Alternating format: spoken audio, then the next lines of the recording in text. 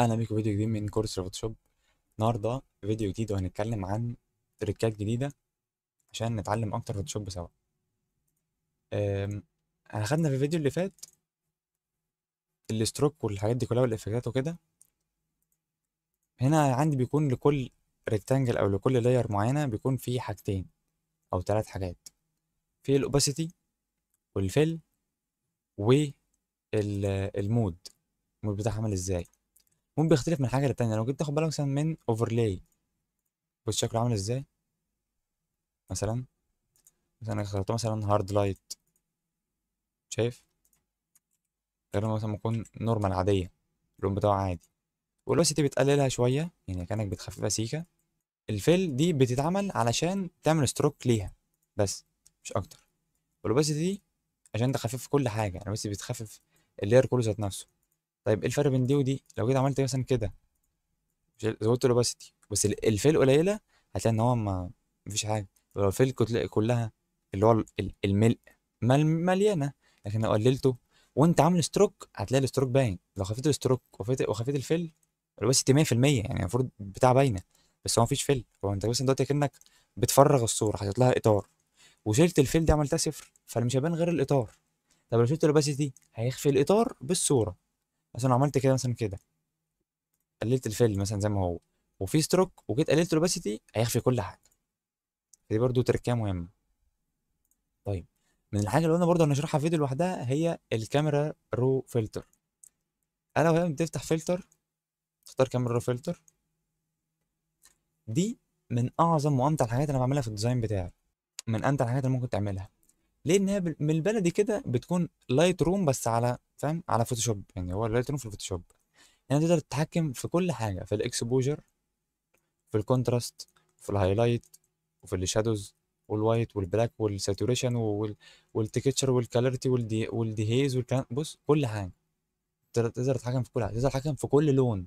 لو دي عندي مثلا الصوره فيها ازرق، ممكن يبقى ازرق قوي ولا ازرق اكتر، فاهم؟ تقدر في اي حاجه انت عايزها بقى. المهم تلعب في النويز ريدكشن، تلعب في الشاربنينج. بص اي حاجه انت عايزها بقى. الديستوريشن، البعد، حاجه زي دي ملهاش سيستم معين، ولا انا اقول لك تحط ايه بالظبط. هي بتكون كل واحد ووجهة نظره. يعني الديزاين بتاعي مستحيل انه يكون صورة مجرد عملت صورة وخلاص خلصت. هو بيكون صورة بعد ما بخلص بدمجهم كلهم في لاير واحدة عشان اعملها سمارت اوبجكت بقى، واقعد العب في الالوان بتاعتها، افتح واغمق واعمل شاربنج ونويز ريدكشن والكلام ده كله. حرفيا بتوريك الفرق بين قبل وبعد. انا ممكن ذات نفسي اوريك دلوقتي الفرق بيكون عامل ازاي.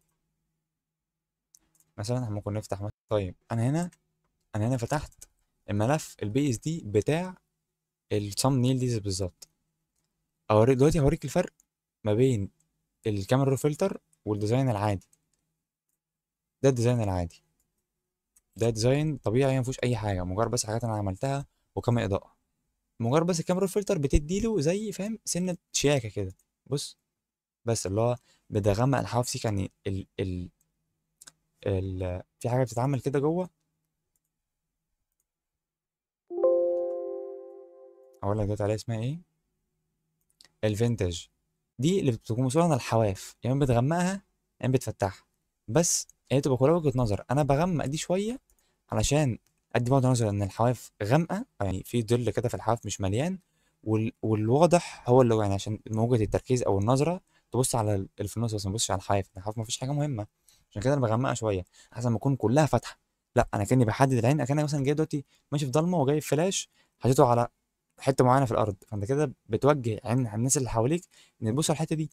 في المسرح مثلا بيكون واحد اللي هو السبوت لايت اللي بيكون نازله عليه بيكون كله ضلمه ما عدا السبوت لايت جاي عليه هو، عشان الناس ما تركزش على حاجه في المسرح الا على الشخص ده بس. فده كان فيديو جديد من الكورس بتاع الفوتوشوب. اتمنى اكون ان انا بحاول اساعدك واشرح لك الموضوع ببساطه اكتر. وبس ما تنساش اللايك وشير وسبسكرايب، واشوفك الفيديو اللي جاي. سلام.